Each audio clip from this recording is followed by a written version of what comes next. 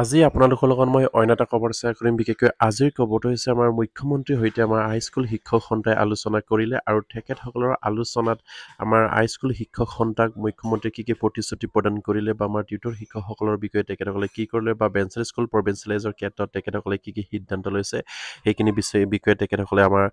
এখন নিউজ পেপাৰত পাব্লিছ কৰিছে বা তেখেতসকলে যিখিনি আলোচনা হৈছিলে সেইখিনি কথা ইয়াত উল্লেখ কৰিছে নিশ্চয়কৈ মই আপোনালোকৰ লগত বিতংকৈ শ্বেয়াৰ কৰিম আপোনালোকে স্ক্ৰীন কৰি সকলোৱে আমাৰ ভিডিঅ'টো চাই থাকিব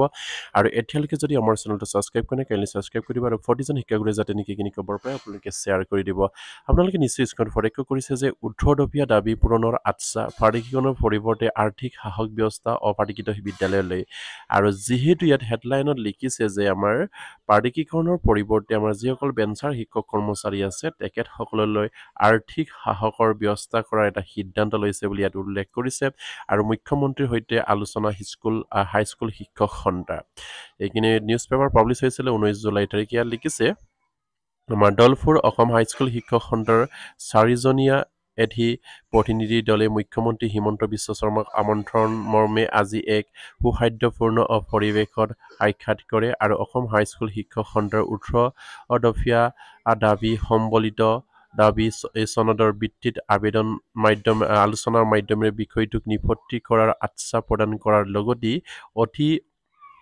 আন্তৰিকতাৰে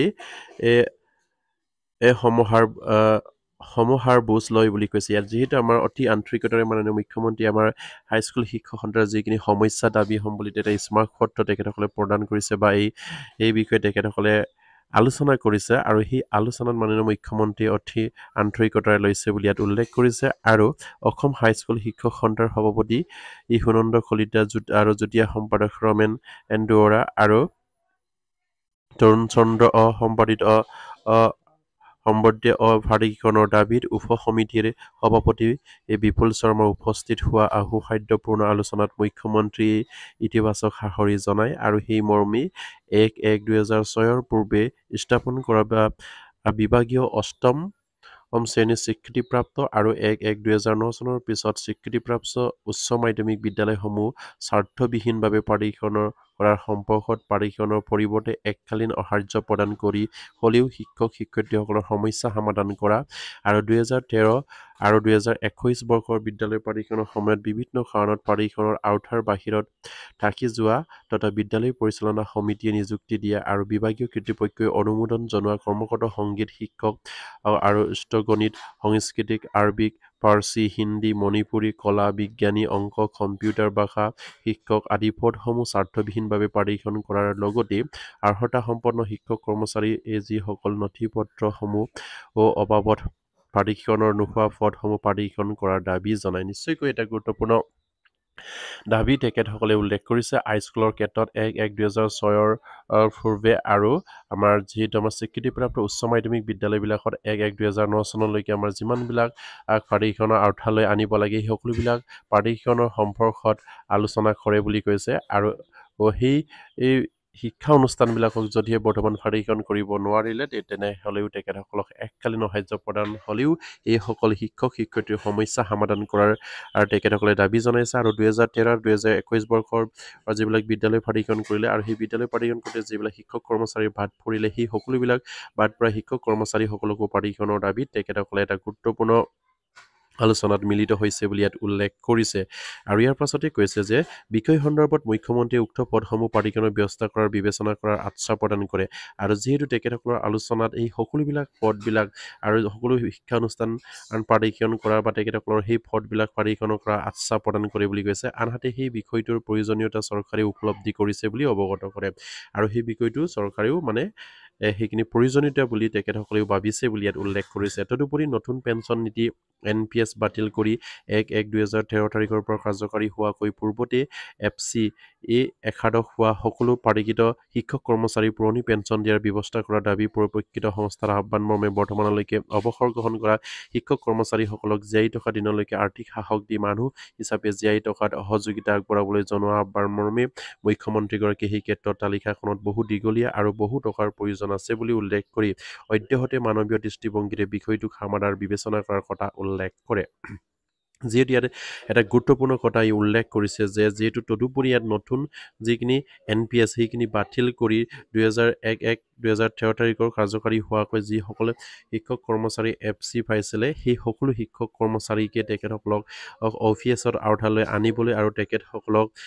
অফিচ বা তেখেতসকলক পেঞ্চন নীতিৰ ব্যৱস্থা কৰিবৰ কাৰণে তেখেতসকলে দাবী জনোৱাৰ পাছত মুখ্যমন্ত্ৰীয়ে তেখেতসকলক হয়তো সেইখিনি বহু দীঘলীয়া আৰু বহু টকাৰ প্ৰয়োজন আছে বুলি তেখেতসকলক অৱগত কৰে আৰু সদ্যহতে মানৱীয় দৃষ্টিভংগীৰে সেই বিষয়টো বিবেচনা কৰাৰ কথা তেখেতসকলে উল্লেখ কৰে আৰু সকলো বিষয় খালী পদৰ লগতে প্ৰধান শিক্ষক অধ্যক্ষ আৰু সহ প্ৰধান শিক্ষক উপাধ্যক্ষৰ পদসমূহ পূৰণ কৰাৰ লগতে বৰ্তমান কৰ্মৰত ভাৰপ্ৰাপ্ত বিদ্যালয় প্ৰধানসকলক জিলা জ্যেষ্ঠতাৰ ভিত্তিত বাছনি কৰি তালিকা অৰ্থলৈ আনি তেখেতসকলক সেই বিদ্যালয় প্ৰধান হিচাপে নিযুক্তি দিয়াৰ ব্যৱস্থা কৰাৰ ক্ষেত্ৰত পদক্ষেপ লোৱাৰ আশ্বাস প্ৰদান কৰে বুলি কৈছে আৰু একত্ৰীকৰণৰ এমালিকেশ্যন হোৱা সকলো বিদ্যালয় ইণ্টাৰমিডিয়েট পদসমূহ গেজেট পদলৈ উন্নীতকৰণৰ ক্ষেত্ৰত সদিচ্ছা প্ৰকাশ কৰে মুখ্যমন্ত্ৰীগৰাকী আৰু যিসকল শিক্ষক কৰ্মচাৰী বা যিসকল শিক্ষানুষ্ঠান এমালিকেশ্যন হৈছে এই এমালিকেশ্যনত হোৱা যিসকল শিক্ষক কৰ্মচাৰী ইণ্টাৰমিডিয়েট পে পাই আছিলে সেইসকলক আপোনাৰ গ্ৰেজুৱেট পে বা গ্ৰেজুৱেটত পদলৈ উন্নতি কৰিবৰ কাৰণে হয়তো মাননীয় মুখ্যমন্ত্ৰী সদিচ্ছা প্ৰদান কৰে বুলি ইয়াত উল্লেখ কৰিছে আৰু বিদ্যালয় অন্তৰ্গাঁথনি উন্নতকৰণৰ ক্ষেত্ৰত অপাৰিকৃত বিদ্যালয়সমূহৰ বাবে চৰকাৰী বিদ্যালয়সমূহৰ অন্তৰ্গাঁথনি উন্নত কৰা আৰু নতুনকৈ উন্নতি উচ্চতৰ মাধ্যমিক বিদ্যালয়সমূহত বিষয় অনুপাতে শিক্ষক নিযুক্তি দিয়া আৰু বিদ্যালয়ৰ বৰ্তমান ভাৰপ্ৰাপ্ত শিক্ষকগৰাকীক অধ্যক্ষ পদত নিযুক্তি দিয়া আৰু বিদ্যালয়ত উচ্চতৰ শাখাত পাঠদানৰ দায়িত্বত থকা উচ্চ মাধ্যমিক স্নাতকোত্তৰ শিক্ষকসকলক পদোন্নতি দিয়াৰ ব্যৱস্থা কৰা আৰু অন্যথা উক্ত বিদ্যালয়সমূহত স্থানীয় অধ্যক্ষ আৰু নিযুক্তি নিদিয়া পৰ্যন্ত দায়িত্ব পালন কৰাৰ ক্ষেত্ৰত মুখ্যমন্ত্ৰী সদিচ্ছা প্ৰকাশ কৰে আৰু উৰ্ধদপীয় দাবীত চনদত উল্লেখিত প্ৰত্যেক বিদ্যালয়তে বাধ্যতামূলকভাৱে এজনকৈ কম্পিউটাৰ শিক্ষক নিযুক্তি দিয়াৰ ব্যৱস্থা কৰাৰ ক্ষেত্ৰতো ইতিবাচক সাহস জনাইছে আৰু প্ৰতিটো আমাৰ শিক্ষানুষ্ঠানবিলাকত এজনকৈ আমাৰ কম্পিউটাৰ শিক্ষক নিযুক্তি দিয়াৰ এটা বাধ্যতামূলকভাৱে তেখেতসকলে আলোচনা কৰা হৈছে বুলি কৈছে আৰু মুখ্যমন্ত্ৰীয়েও সেইখিনি সাহস প্ৰদান কৰিছে বুলি কৈছে আৰু সেই ক্ষেত্ৰত চৰকাৰেও প্ৰয়োজনীয়তা বোধ কৰে বুলি উল্লেখ কৰি পৰ্যায়ক্ৰমে ব্যৱস্থা কৰাৰ আশ্বাস প্ৰদান কৰিছে আৰু তদুপৰি অবৈতনিক শিক্ষকসকলক নিয়মীয়া কৰাৰ ব্যৱস্থা কৰাৰ ক্ষেত্ৰতে বিষয়টো বিবেচনা কৰাৰ পোষকতা কৰে আৰু টীকাভিত্তিক শিক্ষকসকল আৰু টিউটৰ শিক্ষকসকলক চাকৰি নিয়মীয়াকৰণ কৰি স্থায়ী শিক্ষক হিচাপে গণ্য কৰাৰ লগতে LPME বিদ্যালয় এমালিকেশ্যন বিদ্যালয়ৰ খালী পদ তৎকালীনভাৱে নিযুক্তি দিয়াৰ পোষকতা কৰে আৰু যিবিলাক আমাৰ টীকাভিত্তিক শিক্ষক আছে আৰু টিউটৰ শিক্ষকসকল আছে তেখেতসকলকো চাকৰি নিয়মীয়াকৰণৰ স্থায়ী শিক্ষক হিচাপে নিযুক্তি দিবৰ কাৰণে তেখেতসকলে দাবী জনায় আৰু LPME বিদ্যালয় এমালিকেশ্যনৰ বিদ্যালয়ৰ যিবিলাক পদ খালী হৈছে সেইখিনিও তৎকালীনভাৱে নিযুক্তি দিয়াৰ পোষকতা কৰে বুলি তেখেতসকলে কৰিছে আৰু সুসাধ্যপূৰ্ণ আলোচনাৰ পিছত সংস্থাৰ প্ৰতিনিধিবৰ্গই সন্তুষ্ট প্ৰকাশ কৰে আৰু আনকি সংস্থাৰ প্ৰতিনিধিসকলে অসমৰ ইতিহাসৰ দক্ষ আৰু গতিশীল মুখ্যমন্ত্ৰী বুলি মন্তব্য কৰিছে খুবেই এটা গুৰুত্বপূৰ্ণ বিষয় যিহেতু আমাৰ শিক্ষক কৰ্মচাৰীসকলৰ সমস্যা কেতিয়াও যেন সমাধান নহয়েই অসমত আৰু সেইবাবে তেখেতসকলে হাইস্কুল শিক্ষক সন্থাৰ লগত মাননীয় মুখ্যমন্ত্ৰী আলোচনাত মিলিত হৈছিলে আৰু সেই আলোচনাত যিসকল শিক্ষক কৰ্মচাৰী মিলিত হৈছিলে তেখেতসকলে জনোৱা মতেতো খুবেই এটা গুৰুত্বপূৰ্ণ আলোচনা হৈছে বুলি ইয়াত উল্লেখ কৰিছে আৰু সেই সকলোবিলাক আলোচনাত যিখিনি উত্তৰদপীয়া আলোচনা আছিলে উত্তৰদপীয়া বিষয় লৈ আমাৰ হাইস্কুল শিক্ষক সন্থাই আলোচনাত মিলিত হৈছিলে আৰু সেই উত্তৰদপীয়া যিবিলাক দাবীসমূহ আছে সেইখিনি মুখ্যমন্ত্ৰীয়ে তেখেতসকলে আগ্ৰহেৰে সেইখিনি হয়তো আগ্ৰহ প্ৰকাশ কৰি সেইখিনি দাবী তেখেতসকলে হয়তো মানি ল'বলৈ ইচ্ছা প্ৰকাশ কৰিছে বুলি ইয়াত উল্লেখ কৰিছে আৰু এটাকৈ সকলো সমস্যা সমাধান কৰাৰ প্ৰতিশ্ৰুতি প্ৰদান কৰে বুলি ইয়াত উল্লেখ কৰিছে খুবেই এটা গুৰুত্বপূৰ্ণ বিষয় আমাৰ শিক্ষক কৰ্মচাৰীসকলৰ কাৰণে আৰু যিসকল আমাৰ টিউটৰ শিক্ষক আছে আৰু যিসকল আমাৰ টীকাভিত্তিক শিক্ষক আছে তেখেতসকলৰ পদবিলাক স্থানীয় শিক্ষক হিচাপে নিযুক্তি দিবলৈকো তেখেতসকলে দাবী জনায় আৰু সেইখিনিও মুখ্যমন্ত্ৰীয়ে হয়তো সাহস প্ৰদান কৰিছে বুলি ইয়াত উল্লেখ কৰিছে আৰু যিহেতু যিসকল আমাৰ শিক্ষানুষ্ঠান আছে আৰু সেই সকলো শিক্ষা অনুষ্ঠানতে এজনকৈ কম্পিউটাৰ শিক্ষক নিযুক্তি দিয়াৰ কথাটো মুখ্যমন্ত্ৰীয়ে সদিচ্ছা প্ৰকাশ কৰে বুলি ইয়াত উল্লেখ কৰিছে আৰু গোটেইখিনি তেখেতসকলে হয়তো পজিটিভলি আমাৰ মুখ্যমন্ত্ৰীৰ লগত হাইস্কুল শিক্ষক সন্থাই আলোচনা কৰিছে আৰু সেই আলোচনাত যাতে নেকি আমাৰ শিক্ষক কৰ্মচাৰীসকলৰ সমস্যাখিনি সমাধান হওক সেই আশা ৰাখিম আৰু বিশেষকৈ আমাৰ